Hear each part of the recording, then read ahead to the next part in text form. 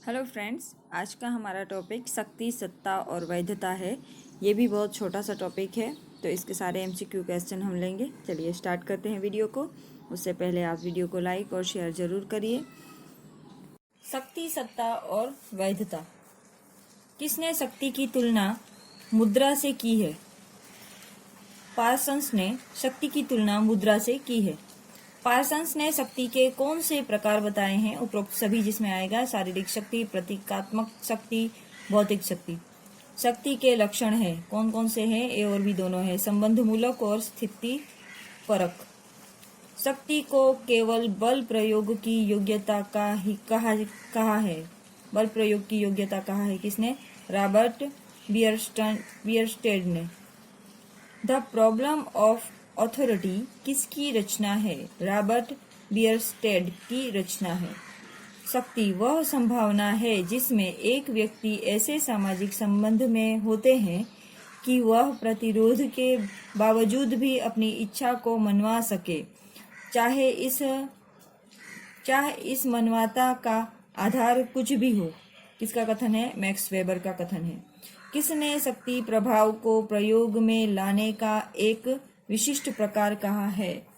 Lasswell तथा Kaplan ने शक्ति प्रभाव को प्रयोग में लाने का एक विशिष्ट प्रकार कहा है। शक्ति होने से हमारा अर्थ व्यक्तियों के व्यवहार को नियंत्रित करने, नियमित करने या निर्देशित करने की क्षमता है। मैकाइवर का यह कथन है। किसने कहा है कि प्रभाव, शक्ति एवं सत्ता बंद डिब्बों में नहीं मिलते? हेरिक हाफर ने कहा है कि प्रभाव, शक्ति एवं सत्ता बंद डिब्बों में नहीं मिलते। द कॉन्सेप्ट ऑफ पावर किसकी रचना है? डहल की रचना है the concept of power. Max weber ने कितने प्रकार की सत्ता का वर्णन किया है? मैक्स वेबर ने 3 प्रकार की सत्ता का वर्णन किया है। सत्ता का संबंध शक्ति से है तथा वैध शक्ति को ही सत्ता कहा जाता है, वेबर का कथन है। किसने सत्ता को शक्ति का अनिवार्य आविर्भाव कहा है? तो आविर्भाव कहा है मिचेल्स ने। निम्न में से किस सत्ता का वर्णन मैक्स वेबर ने नहीं किया? व्यवहारिक सत्ता का वर्णन मैक्स वेबर ने नहीं किया। अंतरराष्ट्रीय राजनीति सत्ता के लिए संघर्ष है। किसका मत है? मॉर्गनथाउन का मत है। क्रांति, सिद्धांत और प्रकार। द प्रोसेस ऑफ रेवोल्यूशन किसकी रचना है? The process of revolution G.S. Pettee की रचना है। राजनीति क्रांतियां होती है क्योंकि क्रांति करने वाले पक्ष उस स्थानिक आधार के बारे में सहमत या राजनीति क्रांतियां होती है क्योंकि क्रांति करने वाले पक्ष उस संस्थानिक आधार के बारे में सहमत या एकमत नहीं होते जिसके भीतर राजनीति परिवर्तन और उसका मूल्यांकन किया जाता है। G.M. कुन्ह का कथन है। नेक्स्ट, क्रांति, सामाजिक व्यवस्था। क्रांति सामाजिक व्यवस्था के एक प्रमुख मिथक में एक व्यापक व मौलिक परिवर्तन है। किसका कथन है? न्यूमैन का कथन है। ऑन रेवोल्यूशन किसकी रचना है? हन्ना आरेंट की रचना है। राज्य के संघ के पुनर्गठन के रूप में क्रांति संस्कृति में मुख्य एकाकारी मार्गदर्शक के रूप में एक मिथक के बदले में दूसरे मिथक की स्थापना है। G.S. पीटे ने यह कहा है कि राजनीति के संघर्ष के पुनर्गठन के रूप में क्रांति संस्कृति में मुख्य एकाकारी मार्गदर्शक के रूप में एक मिथक के बदले में दूसरे मिथक की स्थापना है। द इंटरनेशनल सिविल वॉर किसकी रचना है? तो the international civil war Warrington सूर की रचना है। क्रांति देश के भीतर प्रमुख मूल्यों और समाज के मिथकों में एक तीव्र, मौलिक और हिंसात्मक परिवर्तन है। हंटिंगटन का यह कथन है। किसने माना है कि क्रांतियां इसलिए होती है कि संभ्रात वर्ग द्वारा राजनीति नियंत्रण न कर पाने का परिणाम होती है। जॉन डन का यह कथन है। निम्न में से कौन सा क्रांति का तत्व है? उपरोक्त सभी आएगा इसमें। संस्थाओं का परिवर्तन, समाज के मूल्यों का मिथकों में परिवर्तन, सामाजिक संरचनाओं में परिवर्तन, कानूनी या गैर कानूनी तरीकों से सत्ता का अंतरण, यह सभी जो है वह क्रांति के तत्व है। अरस्तु ने क्रांति की व्याख्या किस पुस्तक में की? पॉलिटिक्स पुस्तक में की। मॉडर्न रेवोल्यूशन किसकी रचना है? मॉडर्न रेवोल्यूशन जॉन डन की रचना है। John Donne. State and revolution किसका ग्रंथ है? स्टेट एंड रेवोल्यूशन लेनिन का ग्रंथ है।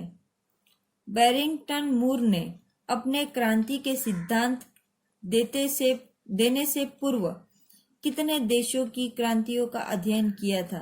तो बैरिंगटन मूर ने क्रांति के सिद्धांत देने से पहले 8 देशों की क्रांतियों social organ of dictation and democracy, lord and present in the making of the modern world किसकी रचना है?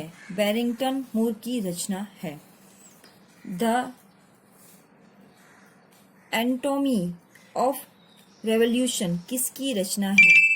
The anatomy of revolution Crane Brinton की रचना है।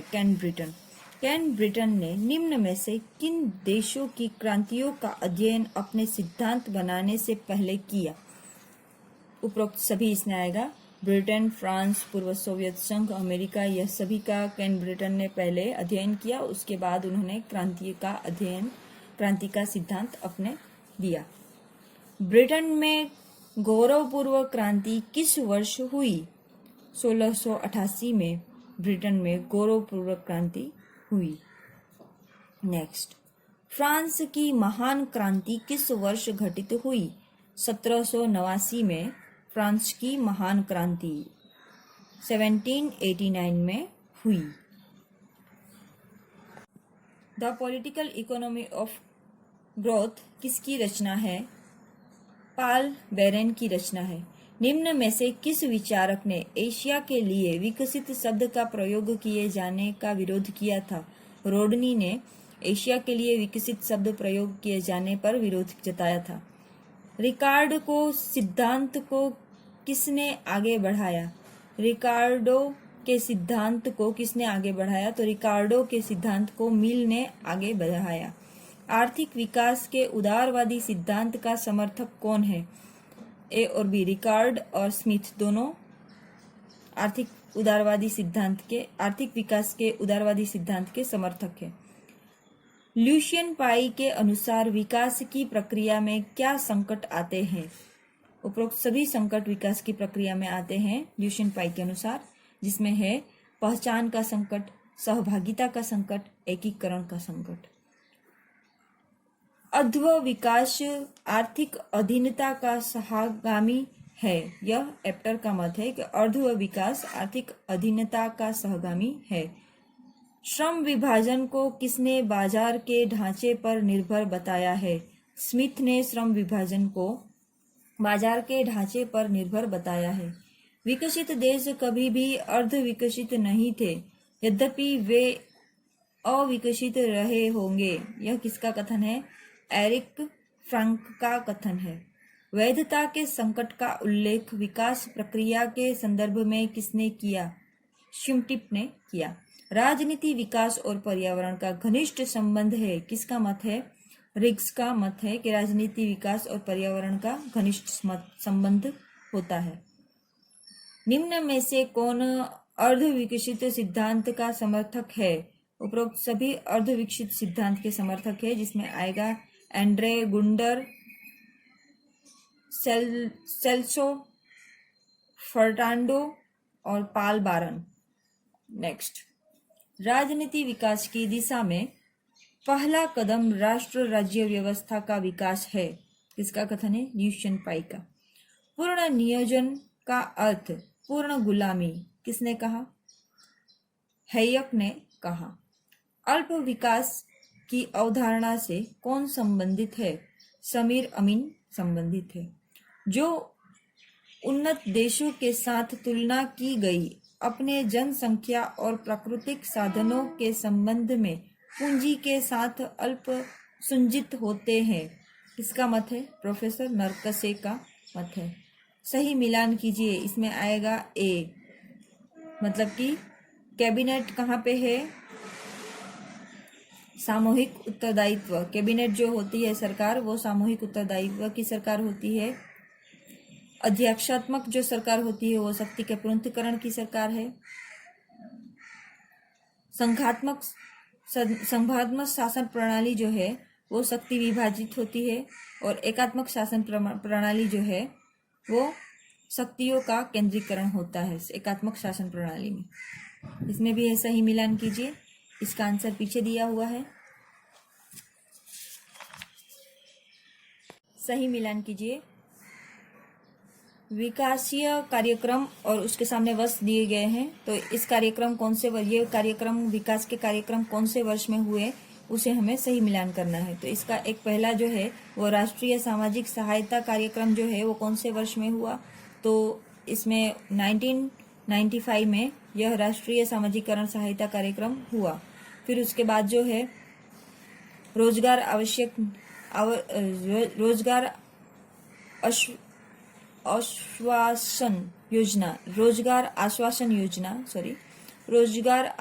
योजना यह कब हुई? तो 1993 में रोजगार आश्वासन योजना शुरू हुई। उसके बाद है प्रधानमंत्री ग्रामोदय योजना, तो वह 2000 में शुरू हुआ। 2000 में शुरू हुआ प्रधानमंत्री ग्रामोदय योजना। और स्वर्ण जयंती शहरी रोजगार योजना वह कब हुआ? तो 1997 में हुआ। क्या? स्वर्ण जयंती शहरी रोजगार योजना यह लागू हुए। यह योजनाएं हैं, उनके सामने वर्ष है। इसका सही आंसर सी आता है, तो उसी के हिसाब से मैंने मिलान करके आपको बताया। सही मिलान कीजिए। यहाँ पे लेखक दिए गए हैं और सामने पुस्तक दिए गए हैं। अभी ऐसे क्वेश्चन बहुत ज्यादा बन रहे हैं जो टाइम ज्यादा खाए। एक ही क्वेश्चन में इसमें 4 क्वेश्चन समाविष्ट होते हैं, जो हमारा ज्यादा से ज्यादा वक्त खा जाता है। तो इसमें सही मिलान करने में अगर आपने 2 या 3 सही मिलान अगर आपको आता है तो आप सभी का जवाब दे भी सकते हैं। लेखक का नाम है कार्ल मार्क्स। तो कार्ल मार्क्स ने कौन सी पुस्तक लिखी है? 3rd नंबर की पुस्तक कम्युनिस्ट मैनिफेस्टो। कार्ल मार्क्स में आएगा कम्युनिस्ट मैनिफेस्टो। फिर लिपसेट ने कौन सी पुस्तक लिखी है? तो लिपसेट ने लिखी है 1 नंबर की पॉलिटिक्स एंड सोशल, यह लिपसेट की रचना है। उसके बाद है डेविड ईस्टन ने द पॉलिटिक्स सिस्टम पुस्तक लिखा है। उसके बाद है मोरिसर दुवर्जर ने कौन सी पुस्तक लिखी है? The study of politics. यह पुस्तक मोरिसर दुवर्जर की है। अभी इसमें 599 से 604 तक के प्रश्नों में 2 वाक्य और 2 कथन दिए गए हैं, तथा दूसरे में एक कथन है और दूसरा आर जो है वो उसका कारण है। तो इन दोनों को समझकर और दोनों सही है या दोनों गलत है या एक सही है एक गलत है आपको चुनना है। तो चलिए चुनते हैं। कथन ए, दबाव समूह का अस्तित्व मात्र लोकतंत्रीय राज्य में संभव है। और उसका कारण दिया गया है क्यों संभव है। तो निरंकुशवादी राज्यों में दबाव समूह अपने अस्तित्व के लिए राजनीतिक दलों पर निर्भर होता है। तो इसमें डी कथन सही है, मतलब कि ए गलत है परंतु आर सही है। तो इसमें ए गलत आएगा और आर सही आएगा। नेक्स्ट, स्वतंत्रता तथा समानता दोनों प्रजातंत्र के आधार स्तंभ है। दोनों मानव व्यक्तित्व के सर्वांगीण विकास के लिए परमावश्यक है। इसमें जवाब ए आएगा, मतलब कि ए और आर दोनों सही है, लेकिन आर ए का सही स्पष्टीकरण है। ठीक है, यह दोनों सही है और आर जो है वो ए का स्पष्टीकरण है। संसदीय शासन प्रणाली का वेस्टमिंस्टर प्रतिमान कुछ संशोधनों के साथ भारत में अपनाया गया। गत अर्ध शताब्दी में भारत का संविधान विकास इसी दिशा में हुआ था। यह दोनों सही है और आर जो है वो ए का कारण है। बहुदलीय निर्वाचन प्रणाली में छोटे दलों से चुनाव पूर्व गठबंधन द्वारा बड़े दल अकेले लड़ने की अपेक्षा अधिक स्थान जीतने की संभावना बढ़ा लेते हैं। बहुदलीय प्रणाली में राजनीतिक दल को मिले मत तथा उसके जीतने वाले स्थानों के बीच अनिवार्यतः संगतित होती है। इसमें बी आंसर है। बी आंसर मतलब ए और आर दोनों सही है, लेकिन आर ए का सही स्पष्टीकरण नहीं है। आर जो है वो ए का सही स्पष्टीकरण नहीं दे रहा है, वाक्यात दोनों सही है। नेक्स्ट, अपनी यथास्थिति को बनाए रखने के कथित समर्थन के कारण व्यवस्था सिद्धांत की आलोचना की जाती है। व्यवस्था सिद्धांत स्थिरता, संतुलन, स्थिर अवस्था और ढांचेगत रखरखाव पर बल देता है। इसमें ए और आर दोनों सही है और आर ए का सही कथन है। नेक्स्ट, प्रत्येक राज्य को उसमें प्रदत्त अधिकारों से आंका जाता है। अधिकार सामाजिक जीवन की वे दशाएं हैं जिनके बिना कोई मनुष्य अपना सर्वोत्कृष्ट विकास नहीं कर सकता। यह ए और आर दोनों सही है और आर ए का सही कथन है। निम्नलिखित घटनाओं का कौन सा क्रम सही है? तो इसमें आएगा बी। बी में कौन कौन से हैं? 1 2 3 4। ठीक है, तो ये अपने क्रम में ही है। अमेरिका संघ का निर्माण हुआ पहले, फिर स्विट्जरलैंड परिसंघ का सुंजन हुआ, फिर कनाडा के संघ की स्थापना हुई और उसके बाद ऑस्ट्रेलिया राष्ट्रमंडल का उदय हुआ। सही मिलान करना है। इसमें लेखक दिया हुआ है और सामने उसके पुस्तक दिए हुए हैं, तो कौन से लेखक ने कौन से पुस्तक लिखे हैं उसको हमें मिलान करना है। तो रजनी पामदत्त ने कौन से पुस्तक लिखा है? तो आज का भारत रजनी पामदत्त की पुस्तक का नाम है। ए आर देसाई ने कौन सी पुस्तक लिखी है? तो ए आर देसाई ने भारत राष्ट्रवाद की आधुनिकता प्रवृत्तियां, यह ए आर दत्त की पुस्तक का नाम है।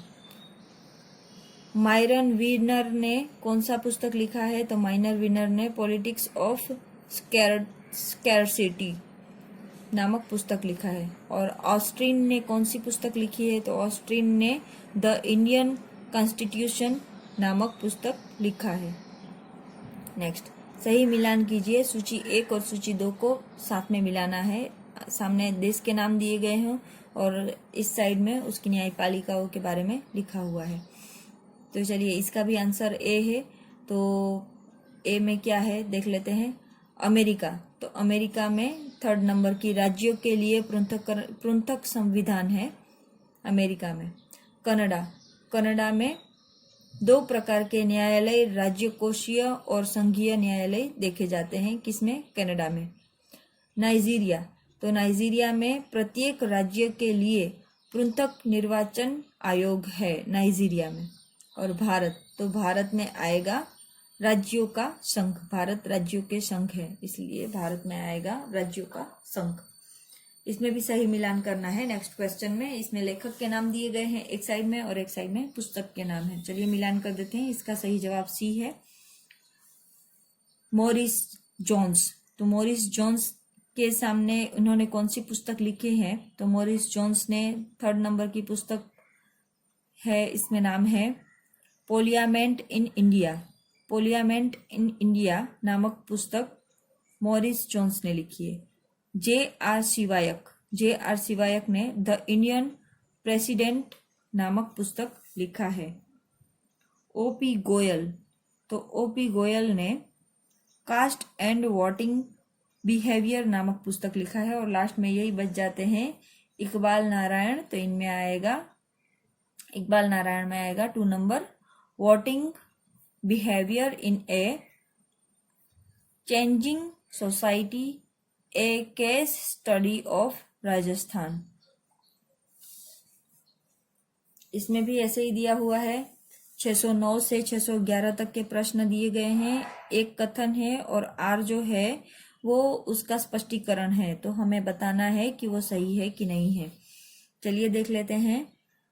कथन ए, आज शक्ति का मूल्यांकन करने में तकनीकी शिक्षा और आर्थिक विकास सैनिक शक्ति से अधिक महत्वपूर्ण हो गया है। इसका कारण यह दिया गया है कि शक्ति के स्रोत अभी भी स्थिर नहीं होते हैं और हमेशा परिवर्तनशील स्थिति में होते हैं। तो यह दोनों सही है और ए आर जो है वो ए का सही कारण है। इसका आंसर ये आएगा। कथन ए, मंत्रिमंडल का सामूहिक उत्तरदायित्व मंत्रिपरिषद के सदस्यों के मध्य आपसी सहयोग एवं एकता का सूचक है। कारण इसमें दिया गया है, यह प्रधानमंत्री का विशेषाधिकार है कि वह मंत्रिमंडल के किसी सदस्य का चयन करे या निकाल दे। यह दोनों सही है, लेकिन आर जो है वो ए का सही कथन नहीं है। यह कारण नहीं है इसके लिए, ठीक है।